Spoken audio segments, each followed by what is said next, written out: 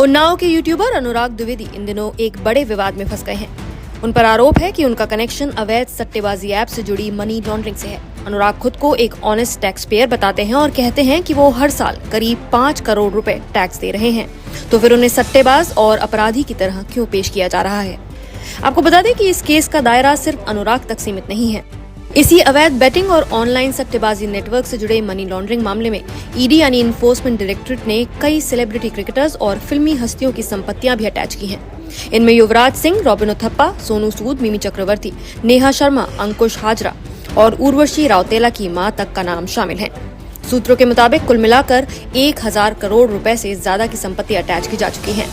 इस मामले पर एक ऑडियो जिसमें कथित तौर पर अनुराग द्विवेदी बात कर रहे हैं, इस समय सोशल मीडिया पर वायरल हो रहा है। जरा सुनिए।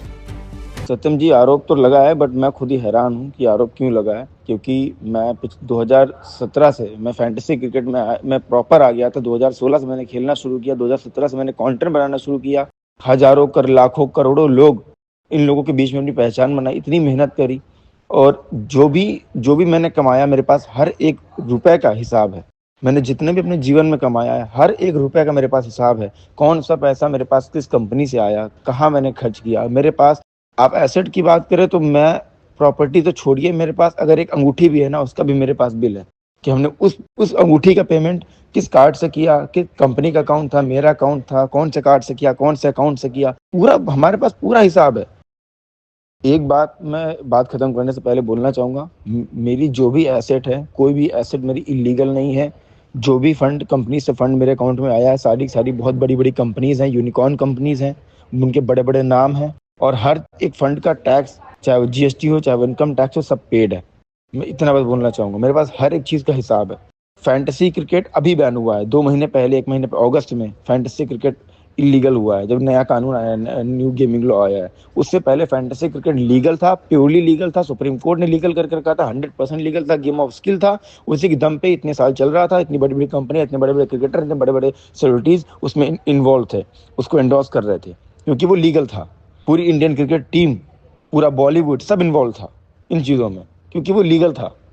तो मेरी उस कमाई को, जितना भी मैंने कुछ भी जीवन में अगर अच्छा किया है, तो उस चीज़ की इज्जत करते हुए मेरी ये रिक्वेस्ट है कि कोई भी फैंटेसी क्रिकेट को सट्टा, फैंटेसी क्रिकेट को जुआ ना बोले, क्योंकि वो, मैं उस काम की पूजा करता हूँ, उसी काम ने मुझे बनाया है। मेरे साथ जितने भी लोग हैं, उनकी भी जिंदगी, उनके भी घर उसी काम से चल रहे हैं। और इस देश में कितने हजार लाखों करोड़ों का टैक्स फैंटेसी क्रिकेट की फील्ड ने पे किया है। तो देश में भी, देश की इकोनॉमी में भी उस कैटेगरी का, उस फील्ड का रोल है। तो उसको सट्टा, उसको गलत, उसको इलीगल ना बोले, मेरी बस ये रिक्वेस्ट है, बस। ये मामला तब गर्म हो गया जब 17 दिसंबर को ईडी ने लखनऊ और उन्नाव में 9 ठिकानों पर छापेमारी कर दी। इस रेड में करीब 10 करोड़ रुपए की लग्जरी कारें जब्त की गईं। Lamborghini, Mercedes, BMW, Ford Endeavour और महिंद्रा थार जैसी गाड़ियां। ईडी ने अनुराग और उनके परिवार के बैंक अकाउंट्स भी फ्रीज कर दिए और अब पैसों की हर ट्रांजैक्शन की जांच चल रही है।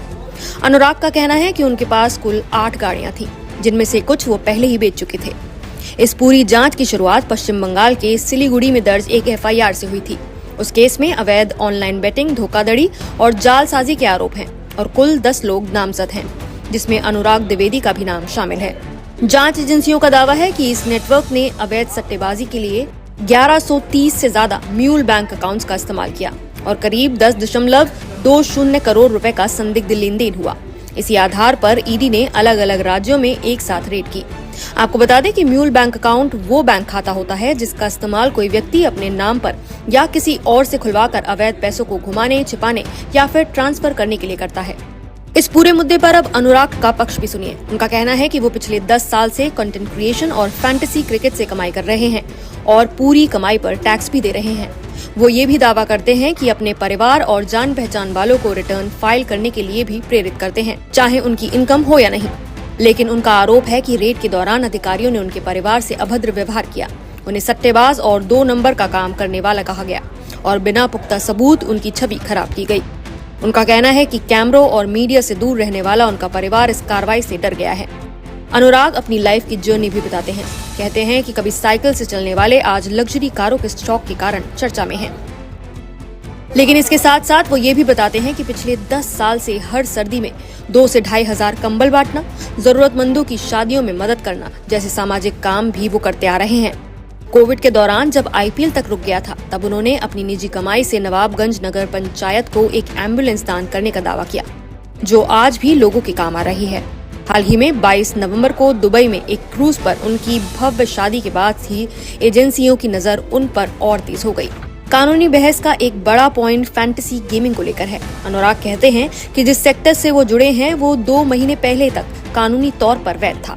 इतना ही नहीं, देश के लगभग हर बड़े क्रिकेटर MS धोनी, विराट कोहली, रोहित शर्मा, हार्दिक पांड्या, जसप्रीत बुमराह, शुभमन गिल, ऋतुराज गायकवाड़ से लेकर सौरव गांगुली तक किसी न किसी फैंटेसी या बेटिंग प्लेटफॉर्म से जुड़े रहे हैं। उनका सवाल है कि अगर पूरा मॉडल ही अवैध माना जा रहा है तो कार्रवाई सिर्फ कुछ चुनिंदा लोगों पर ही क्यों, और क्या सबकी पुरानी कमाई वापस ली जाएगी?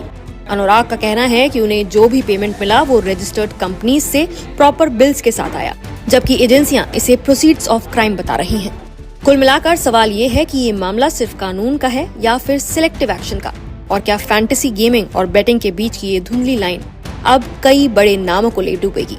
आपकी इस पूरे मुद्दे पर क्या राय है, हमें कमेंट करके जरूर